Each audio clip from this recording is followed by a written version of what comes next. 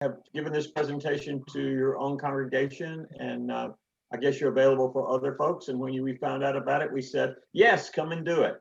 So we turn it over to you, and thank you very much for spending your time preparing it and then coming and sharing it with us. We appreciate it.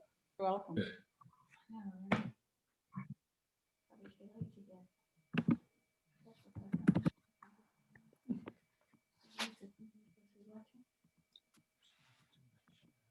Jews have a concept called tikkun ulam, which means that they have a responsibility for not only their own welfare, but for the welfare of all people.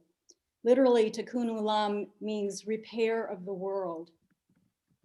And reparations is related to this concept. The word reparation comes from the word repair, to make amends for wrongdoing. Sometimes people think of reparations for African Americans as making amends for slavery, which they say happened so long ago that we should just move on.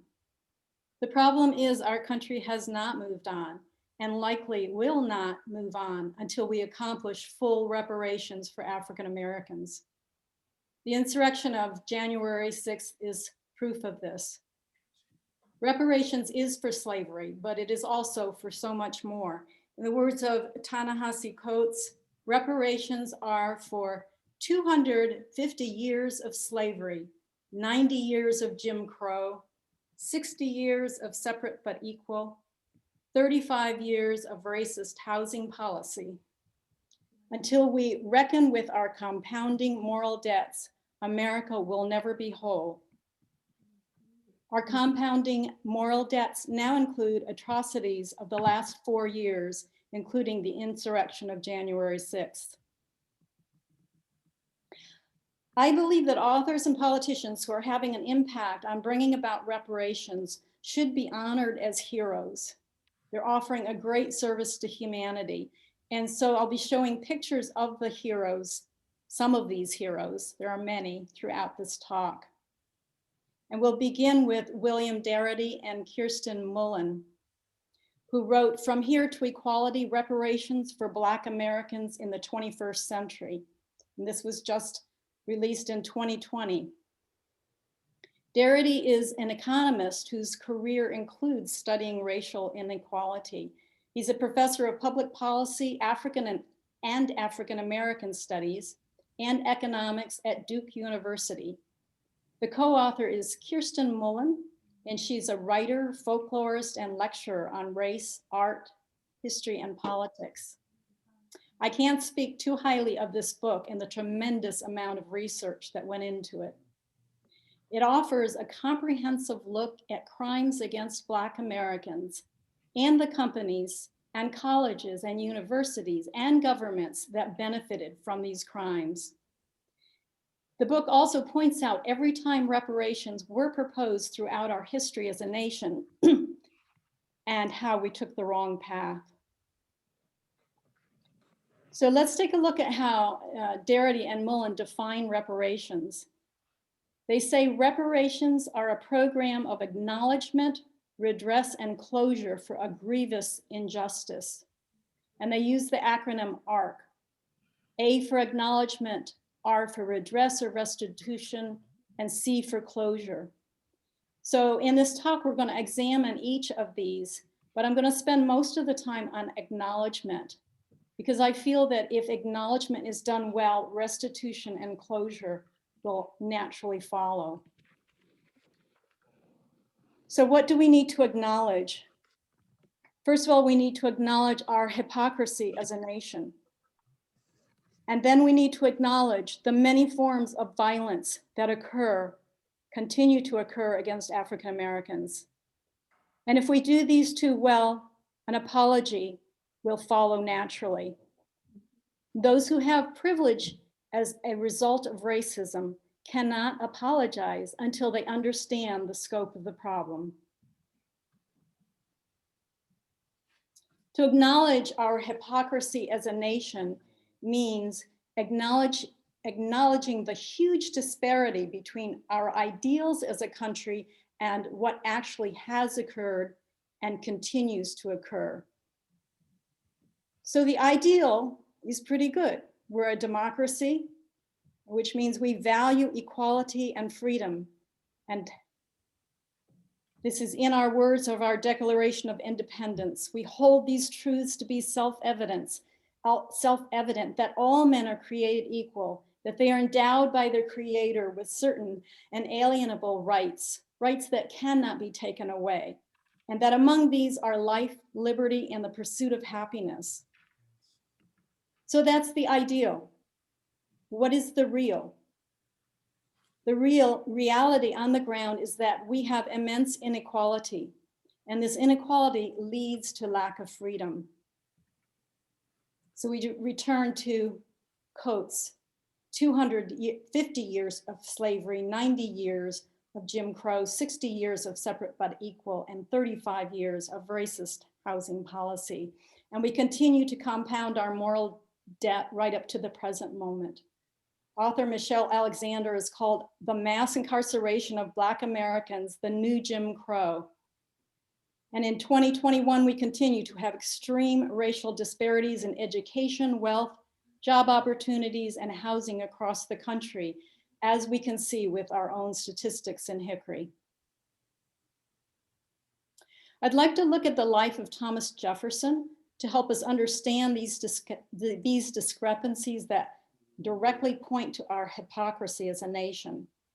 As we know, he is the primary author of the Declaration, who wrote these inspiring words.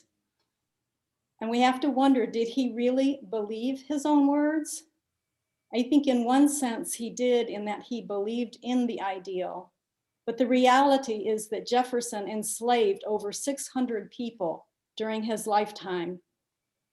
For me, this brings just a little bit of cognitive dissonance, and I'm sure it does for most people who know this fact, and perhaps it did for Jefferson himself. How could he have written these idealistic words while enslaving human beings? Moncure Conway, a Virginia abolitionist, put it well when he wrote, "Never did a man achieve more fame for what he did not do." Jefferson could have actually set the stage for freeing enslaved African Americans. But he didn't. And in fact, he was responsible for the protection of the slave system in our Constitution. I read an article in the Smithsonian that helped me to understand how Jefferson could both rail against slavery and support it at the same time. And my conclusion is pretty simple. One part of him knew what was right, and another part of him was greedy. In a letter that he wrote to George Washington in 1792, you can see a scribbled calculation in the margins. It's almost like he was trying to figure out at the time he was writing to Washington this fact, and it is that he could make 4% profit every year on the birth of Black children of the slaves that he already owned. Historians have recently discovered a manipulation of historical facts. We knew that Monticello Estate had a nail factory on it. What we didn't know is that young Black enslaved boys ages 10 to 12 were whipped regularly in order to get them to work harder. This was recorded in Jefferson's own farm book, but the passage was taken out when it was first published. Acknowledgement of our hypocrisy requires relating our history with honesty, not deleting any of it, but presenting it in all its totality. Acknowledgement of hypocrisy requires that we include graphic details, because these will create empathy. Without empathy, we won't have reparations. We can learn facts and statistics about inequality, but must feel this in our bones. White Americans knew about police brutality, but seeing the video of George Floyd with his placid, almost bored look as a human being cried out for his life changed everything. So we must name atrocities for what they are, evil acts. Another hero in the cause of equality and justice is Isabel Wilkerson. And here in the slide, you see her receiving the 2015 National Humanities Medal. Wilkins relates history with honesty and graphic details. Her first book was Warmth of Other Suns, which relates the Great Migration of 6 million Black people from the American South to the North, Midwest, and West from 1916 to 1970. Her second book, which came out in 2020, is called Caste, and it's about American racial system, or our racial system as a form of caste. The book elicits empathy by including personal stories with graphic detail. Wilkerson writes, "We shy away from the details of racism because we don't want to make the effort to correct our grievous wrong. More than wrongdoing, let's use the word that's more appropriate, evil. We as Americans have a moral obligation to look the truth in the eye and acknowledge it for what it is, pure evil. Much of our history must be retold as it is recommended in the 1619 Project. We must acknowledge our reality doesn't live up to our ideals, acknowledge that many of our systems and acts have had evil intent as egregious as occurred in Nazi Germany, and acknowledge that the main source of evil, this type of evil, is greed. Profit has always been the bottom line of our socioeconomic system. An example, the Civil War could have been prevented if it were not for greed. Before the Civil War, President Lincoln offered to pay slave owners a fair price to free their slaves, but they refused. They knew that they couldn't make the profits they were making without slavery, so they chose greed over what was right. We know about Southern plantation owners, but slave trade's most lucrative businesses were in the North. Companies in New England provided enslaved Africans and provisions for enslaved Africans to the American South, Caribbean, and South America. Newspapers profited from advertisements of enslaved people. New York City was built on cotton trade, and the list goes on. Today, we still cannot manage to broach the topic of reparations. Why? Because it would cost too much. Greed again. The privileged white upper caste need to acknowledge that our wealth as a nation was built on the backs of enslaved people. If the privileged are not willing to even have a conversation about reparations, they are essentially saying, I can't be bothered. It's not my problem. And when we say that, aren't we acting like slaveholders who found it more convenient to increase their profit by 4% a year than to come up with an economic system that didn't depend on enslaving Africans? I'd like to quote the author of So You Want to Talk About Race, Ijoma Oluo. She writes, for hundreds of years, we have been told that the path to freedom from racial oppression lies in our virtue, that our humanity must be earned. We simply don't deserve equality yet. She says, I ask one question. Do you believe in justice and equality? Because if you believe in justice and equality, you believe in it all the time, for all people.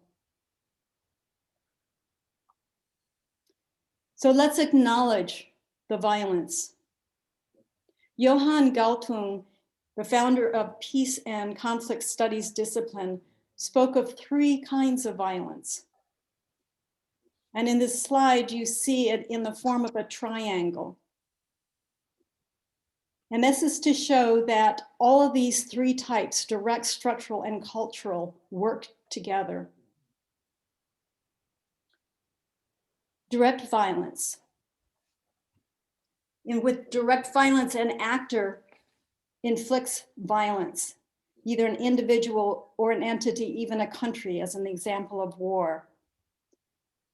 Direct violence makes the news. It's the most obvious kind. It's also easy to understand because we can point to the perpetrator of violence. But when we turn to structural violence, it's a different story. Now, we often talk about systemic violence today, and these two types of violence are very closely related. There's a slight difference in that systemic violence refers to institutional practices, and structural violence refers to the social structures in general. But these social structures in general make their way into institutional practices and vice versa. So they're sometimes used interchangeably. With structural violence, we can't point to a single actor because violence is built into the social structure and maybe also of institutions. It creates unequal power and it creates unequal life chances. In both direct and in structural violence, people are hurt physically and psychologically. An example is the higher COVID death rates that we see today. This is a form of structural violence that needs to be addressed, but it's more complicated and it's harder to address. People aren't as alarmed by structural violence because it's ongoing and it has many causes. Structural violence doesn't always make the evening news, and it's harder to figure out who's responsible. Structural violence is often invisible to those who aren't affected by it. And last, we'll look at cultural violence. Cultural violence uses aspects of culture to justify or legitimize direct or structural violence. Examples are in our ideologies, like the myth of individualism. Anyone can make it if they work hard, we say. We can see it in art and film. Who's represented and who's not represented? How are people represented? We can see it in science. For example, the medical experiments performed on Black people without consent or anesthesia. We can see it in religion, as in the Bible being used to legitimize slavery. Cultural violence makes direct and structural violence look and feel normal. An example of this, it seemed morally right to white US Americans to incarcerate Black people addicted to crack. It seemed like the normal thing to do. It wasn't until white people became addicted to opioids that the idea arose that addiction requires systems to support those who are addicted. Both structural and cultural violence are harder to see than direct violence unless you're the victim of it. Acknowledgement part of reparations requires that those who are privileged learn to recognize these forms of violence. So I'd like to look at a couple of examples in more detail. The absence of intergenerational wealth for many Black Americans is a form of structural violence.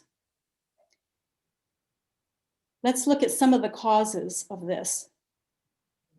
And here we see a picture of Ta-Nehisi Coates, who wrote an article on reparations for The Atlantic in 2014. And this article reignited a national discussion about reparations.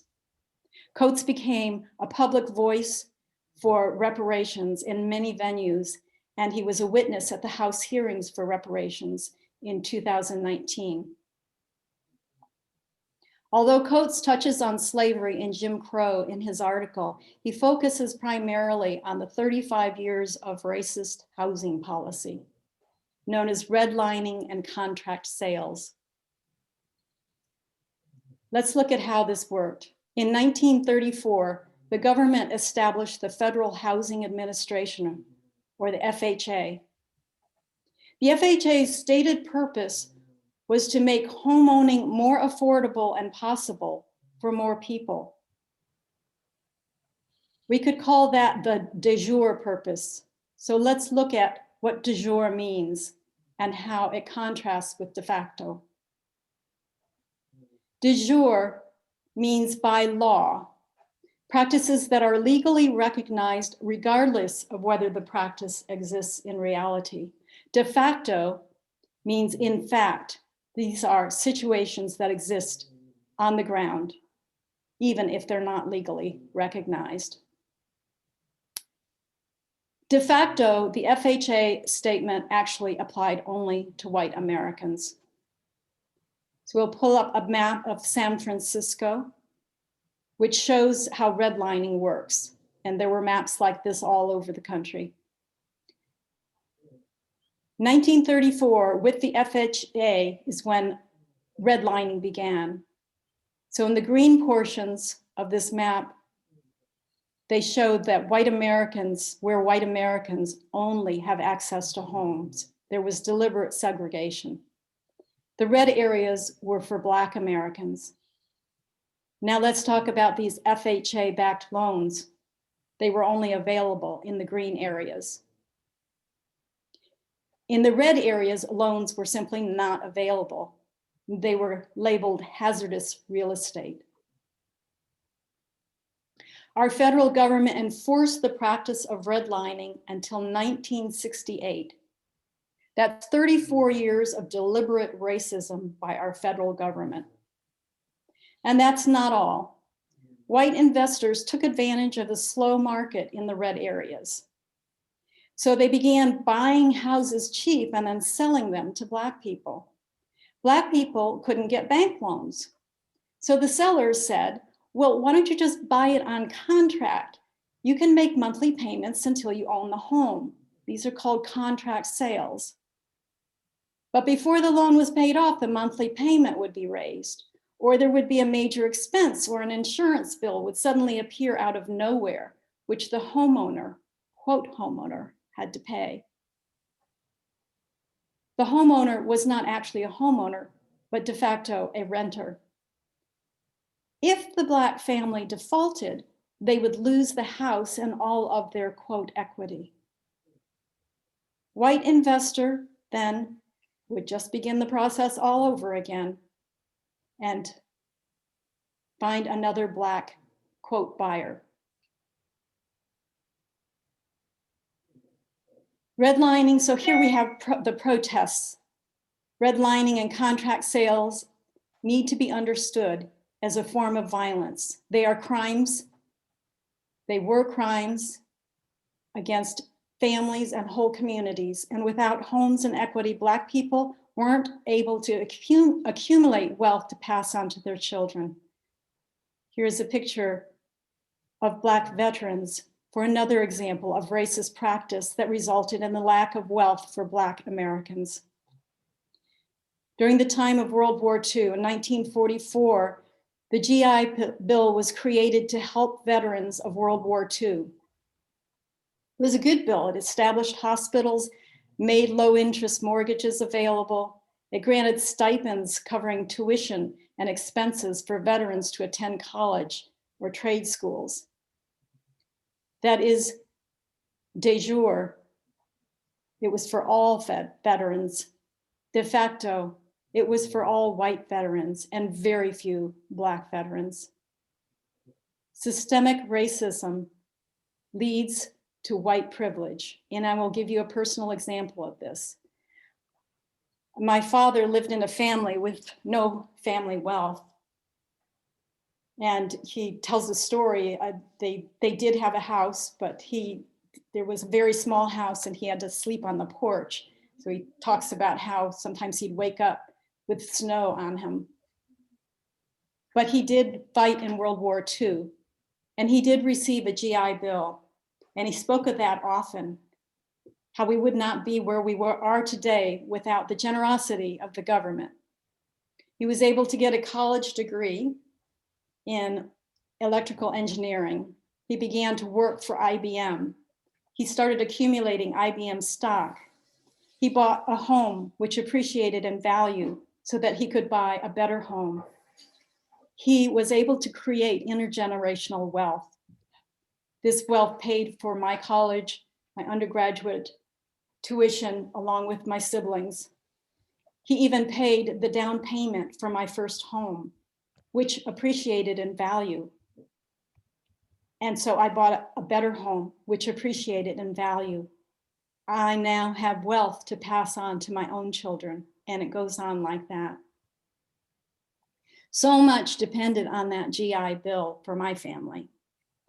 And for many white families, it created a lot of leverage for white Americans, and it created a lot of disadvantage for Black Americans who served in World War II. They were not given the chance to accumulate wealth.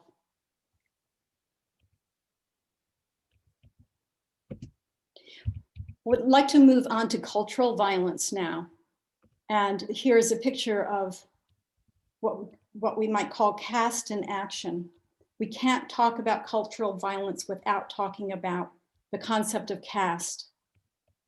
Caste is a hierarchical social structure that uses cultural symbols and cultural attitudes to make people believe that the social hierarchy is real, natural, even ordained by God. In Isabel Wilkerson's book, Caste, her thesis is that American racial divisions are a type of caste.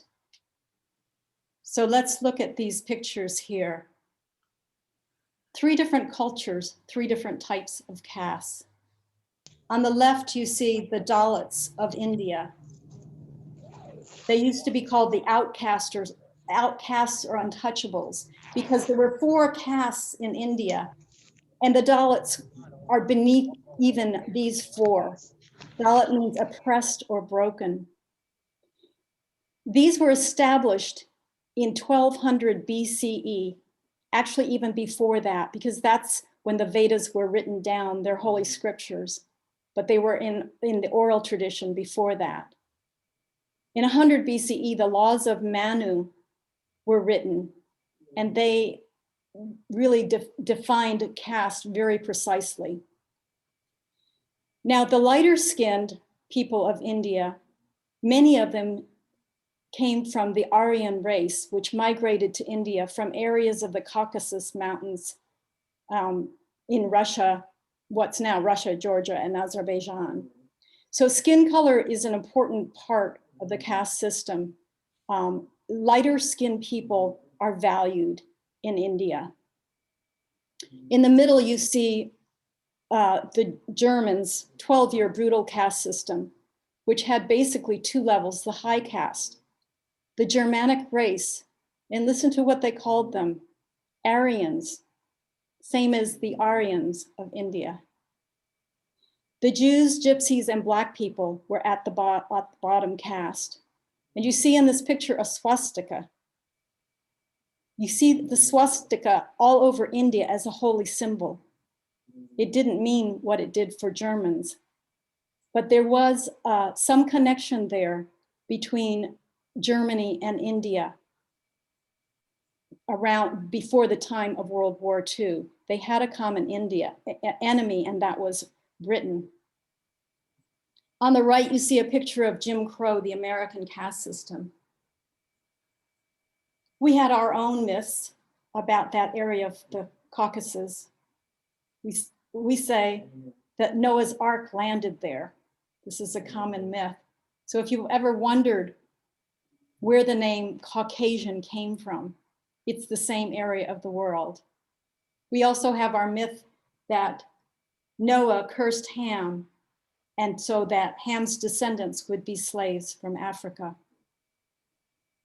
So moving back to Wilkerson's book, The Caste, she points out among these 3 different caste systems, many similarities, and I'm just going to point out a few of them. One is the purity of bloodlines, and this is why there is segregation, primarily because of the horror that's perceived as a result of intermarriage. Now, there was a commission of Germans who studied racial segregation in America as a model for their own system. But even they couldn't go as far as the creators of our white supremacy, particularly the states who declared not one drop of Black blood, or you would be part of the lower caste. Another is that lower castes are polluting. So you have this binary between purity and pollution, which shows up in a lot of religions. And you can see it in America, particularly the pollution of water, having separate drinking fountains. And if pool water, if a Black person even touched public pool water, the entire pool had to be drained during Jim Crow, scrubbed and refilled before white people would enter it. Another commonality among the different caste systems are the use of religion and religious texts to justify caste, and the use of cruelty to keep a lower caste in their place. It's important to understand here that there's no basis for caste. There's no basis for the idea of race, which is totally made up. And yet it's still a part of American culture. January 6th insurrection, we saw white nationalists, neo-Nazis who were emboldened during the 45th presidency. They will not stand for dismantling caste and turn to direct violence. But more subtle forms of cultural racism exist as well. For example, when we talk about race, we think about, or at least white people think that it's Black people who have race, that white is just the norm. Recall that cultural violence uses cultural symbols to legitimate dominance by one group. So here's an example of cultural violence, and these are the statues of Confederate soldiers, and here we have our own Newton Confederate soldier, honoring the soldier who died, as the engraving below says, for a cause so grand. And arguments for keeping statues are cultural. We're proud of our heritage. In essence, we are making the evil past into something that feels honorable and good. Now, structural violence intersects with cultural violence. As in this picture of a vigilante white man, cultural violence makes structural violence look and feel normal to the dominant caste. For example, de jure, by law, 31 states allow the open carrying of a handgun without any license or permit. 15 additional states require some form of license or permit in order to openly carry a handgun. De facto, Black people have been shot for carrying a gun, even a toy gun. Would a policeman be fist bumping this vigilante white man if he were Black? Direct violence also intersects with cultural violence. And here you see an example of that with the lynching as a Sunday family outing. Cultural violence makes direct violence look and feel normal to the dominant caste. How in the world could lynching be made to feel normal? I'd like to read a portion of the book by Isabel Wilkerson Cast to show how they made it normal. Lynchings were part carnival, part torture chamber, and attracted thousands of onlookers who collectively became accomplices to public sadism. Photographers were tipped off in advance and installed portable printing presses at the lynching sites to sell to lynchers and onlookers, like photographers at a prom. They made postcards out of gelatin prints for people to send to their loved ones. People mailed postcards of the severed, half-burned head of Will James atop a pole in Cairo, Illinois in 1907. They sent postcards of burned torsos that looked like the petrified victims of Vesuvius. Only these horrors had come at the hands of human beings in modern times. Some people framed the lynching photographs with locks of the victim's hair under glass if they had been able to secure any. One spectator wrote on the back of this postcard from Waco, Texas in 1916, quote, "This is the barbecue we had last night. My picture is on the left with the cross over it. Your son, Joe." This was singularly American. Even the Nazis did not stoop to selling souvenirs of Auschwitz, wrote Time magazine many years later. Lynching postcards were so common a form of communication in the turn of the 20th century America that lynching scenes became a burgeoning sub-department of the postcard industry. By 1908, the trade had grown so large that the practice of sending postcards featuring the victims of mob murders had become so repugnant that the US Postmaster General banned the cards from the mails. But the new edict did not stop Americans from sharing their lynching exploits. From then on, they merely put the postcards in an envelope. So all three types of violence, direct, structural, and cultural, intersect. And here's an example of police violence against Black Americans. And of course, we understand that this is not all police and it is not all police departments, but there is a pattern across our country. We see direct violence, police using physical violence, even killing. Black Americans are 2.5 times more likely than whites to be killed by police. This varies by location. For example, in Oklahoma, Black Americans are 6 times more likely to be killed. Violent tactics are used in schools, and violent Black school children and teens receive the brunt of that. On the structural level, police are protected by a system embedded in American society. Police system was founded to track down enslaved Black people who had escaped. Racial bias still plays a role in policing. De jure, all people must be treated equally by the police.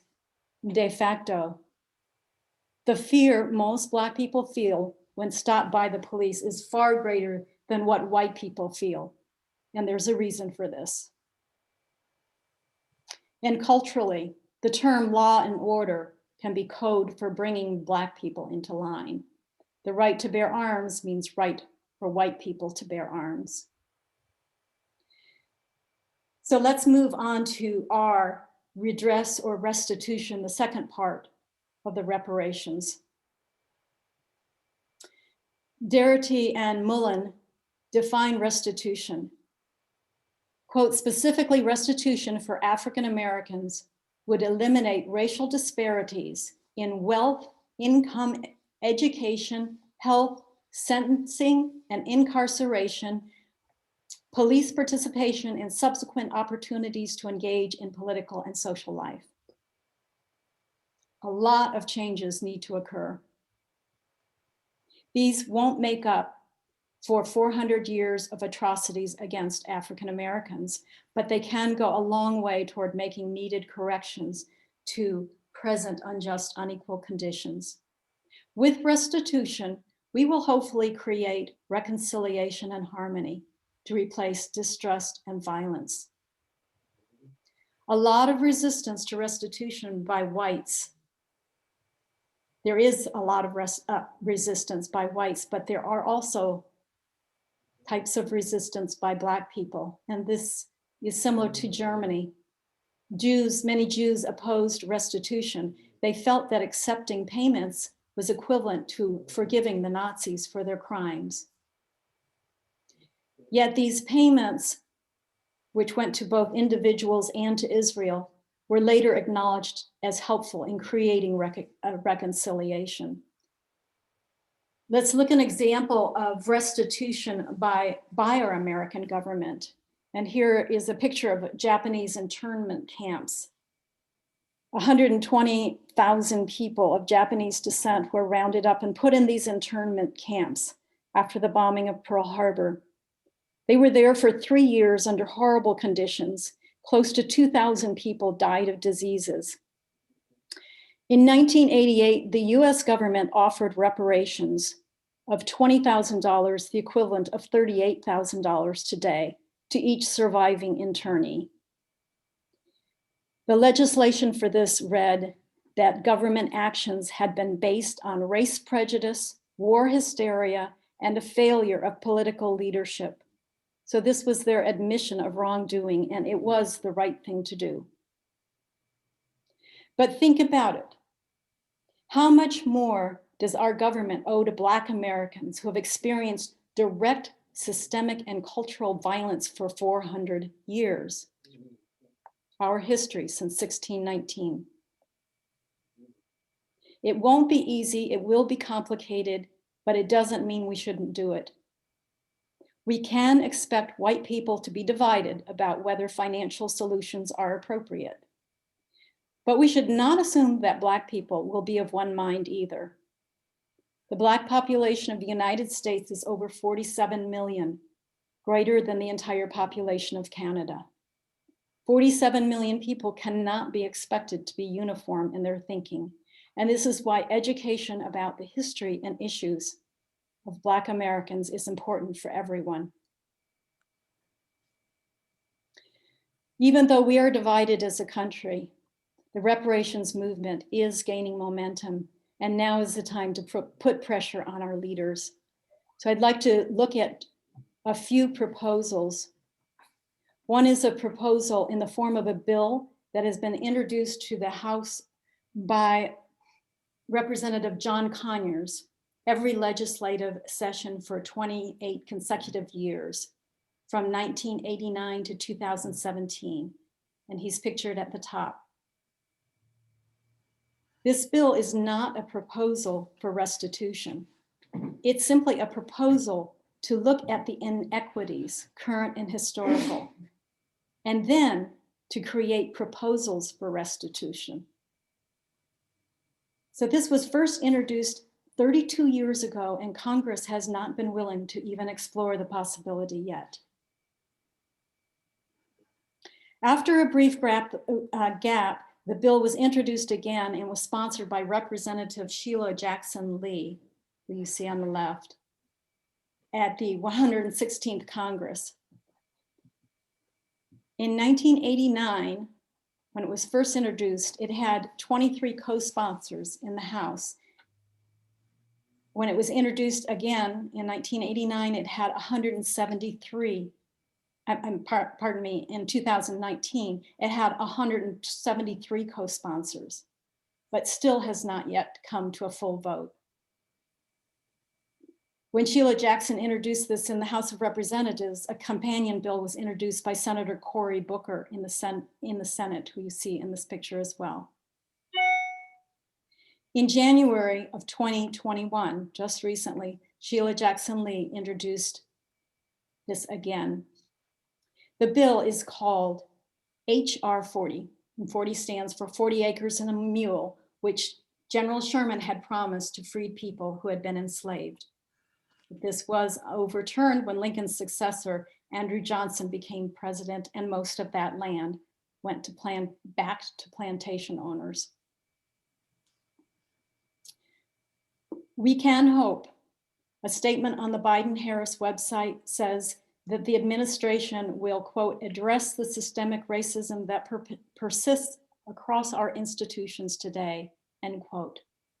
And we will see what that means. So here is a brief description of H.R. 40. This bill establishes the commission to study and develop reparation proposals for African Americans. So note the term develop proposals. This will involve a lot of negotiation. The commission shall examine slavery and discrimination in the colonies and the United States from 1619 to the present and recommend appropriate remedies. Among other requirements, the commission shall identify the role of federal and state governments in supporting the institution of slavery, forms of discrimination in the public and private sectors against freed slaves and their descendants, and 3, lingering negative effects of slavery on living African Americans and society. So we can note from this last piece that the parties that might be involved in making amends and reparations are the federal government, the state government, and public and private sectors.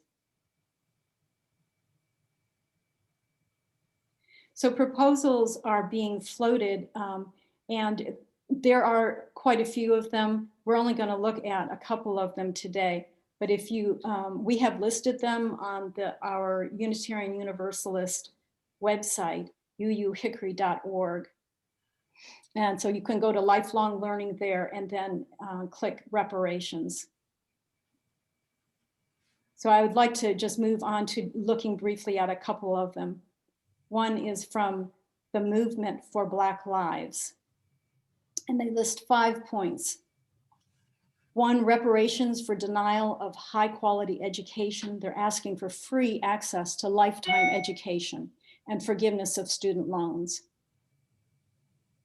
2, reparations for discrimination toward an exploitation of communities, and they're asking for guaranteed minimum livable income.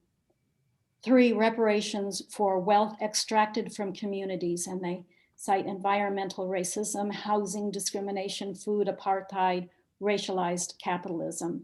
They're asking for ensuring access and control of food sources, housing, and land by African Americans, and funding for healing trauma. 4, reparations for cultural erasure.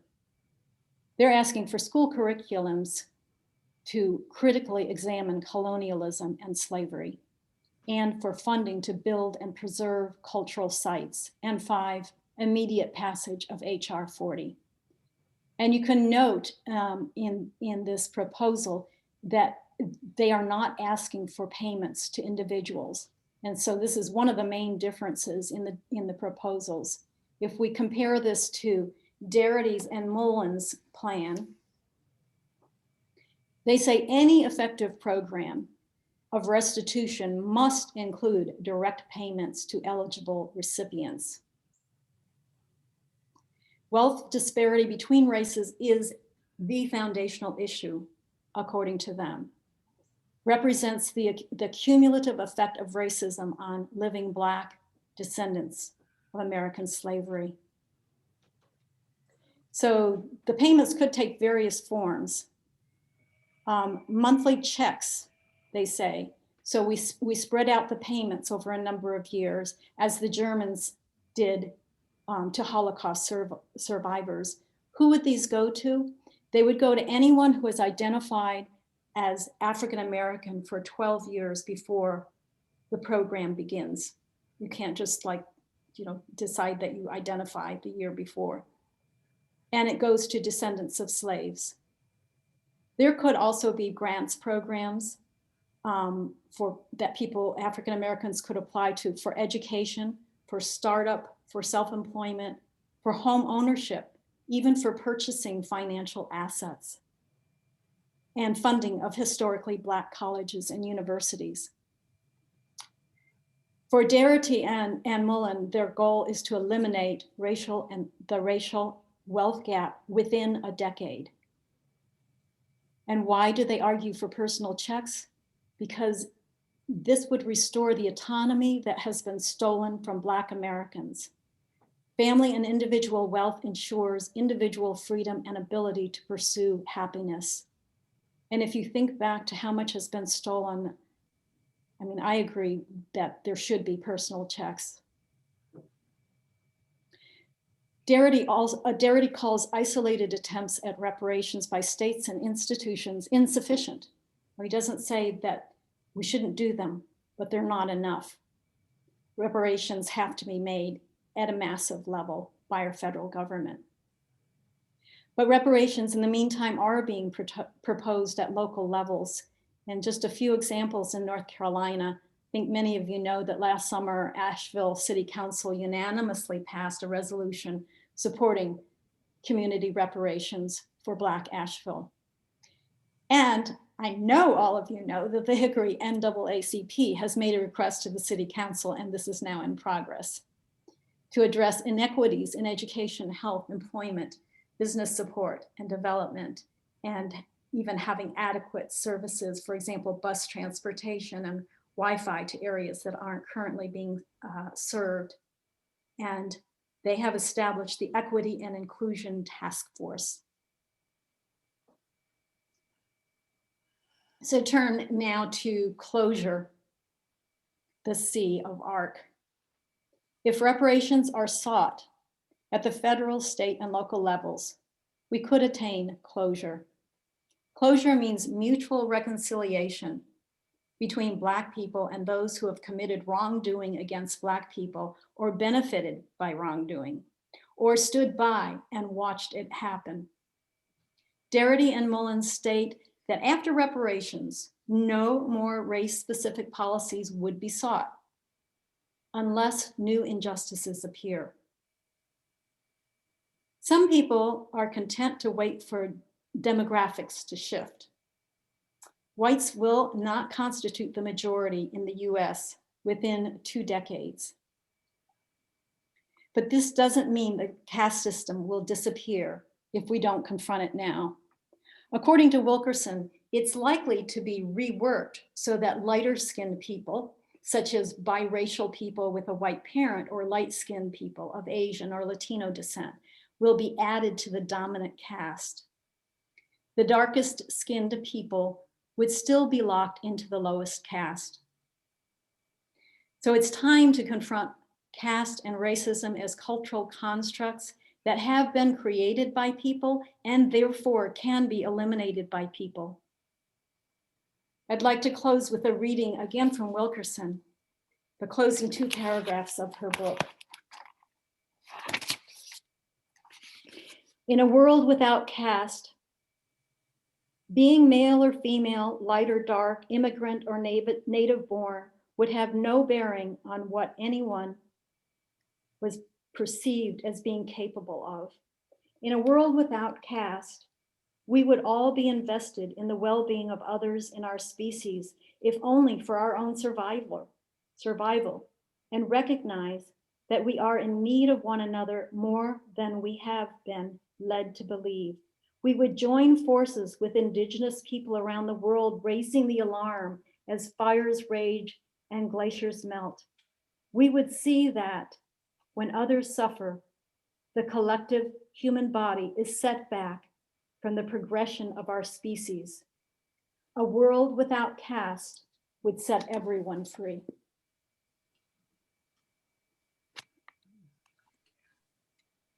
And that's the end. Thank you very much. My goodness. Ooh, You're welcome. you put a lot of work into that, and it's really very sobering. So we have some time before we end. Lola, thank you very, very much. I know you're willing to take this presentation to other places. Is that right? Yes. Okay. Jay, I see you raised your hand. Would you like to make a comment? Oh, that's applause. I'm sorry, that's applause. Let's just have any questions of Lola? Obviously, she's made a thorough study of this. And also, I would like to, just put out the question about personal payments, if as a point of discussion, because I feel like this is necessary. But people, most of the reparations proposals I've looked at are not including that, and I'd like to hear what people's viewpoint on that is. Should it include payments to individuals? And answer questions if somebody has a question. Bill, yeah, I thought that was an excellent presentation. Thank you so much. Wonderful, wonderful, wonderful. One of the things that, that could be thought about is, when you talk about individual payments, people may think about deserving young people who would need a scholarship or something. Somebody may want to scholarship someone the college, you know, the entire 4 years or something like that, you know, that would be deserving and would they wouldn't be able to do it by themselves. That would be one thing, you know. Yeah. Other thoughts, reactions to it? Is it new information? Diane? Thanks, Lola.